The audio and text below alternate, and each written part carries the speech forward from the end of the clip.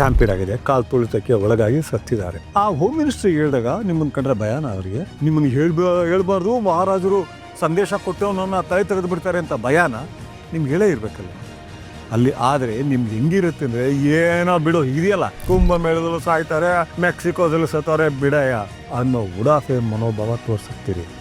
ಯಾಕೆಂದರೆ 5 ಗಂಟೆಯವರೆಗೂ ಫಂಕ್ಷನ್ ನಡೆಯುತ್ತೆ ವಿಧಾನಸೌಧದಲ್ಲಿ. 5 ಗಂಟೆ ಹೊತ್ತಿಗೆ 6 ಜನ ಸತ್ತೋಗಿದ್ದಾರೆ. ನಂತರ ನೀವು ಮಾಡೋದೇನೋ ಜನಾರ್ದನ್ ಹೋಟೆಲ್ಗೆ ತಿಂಡಿಗೆ ಹೋಗ್ತೀರಿ. ಅಲ್ಲಿಂದ 5:45, 6 ಗಂಟೆಗೆ ಬಹುಶಃ ಹಾಸ್ಪಿಟಲ್ಸ್ ಹೋಗ್ತೀರಿ. ಏನಿದೆ ಅರ್ಥ? ನಾನು ದಯವಿಟ್ಟು ಒಂದು ಹೇಳ್ತೀನಿ ಪೊಲೀಸ್ ಅಧಿಕಾರಿಗಳಿಗೆ, ಪ್ಲೀಸ್, ಅದು ಪೇದೆ ಇರಲಿ, ಕಮಿಷನ್ ಇರಲಿ, DG ಇರಲಿ, ನೀವು ಗುಲಾಮರಾಗ್ಬಿಟ್ಟಿದ್ದೀರಿ. ಪ್ಲೀಸ್ ಆ ಗುಲಾಮ್ಗಿರಿಂದ ಹೊರಗಡೆ ಬನ್ನಿ.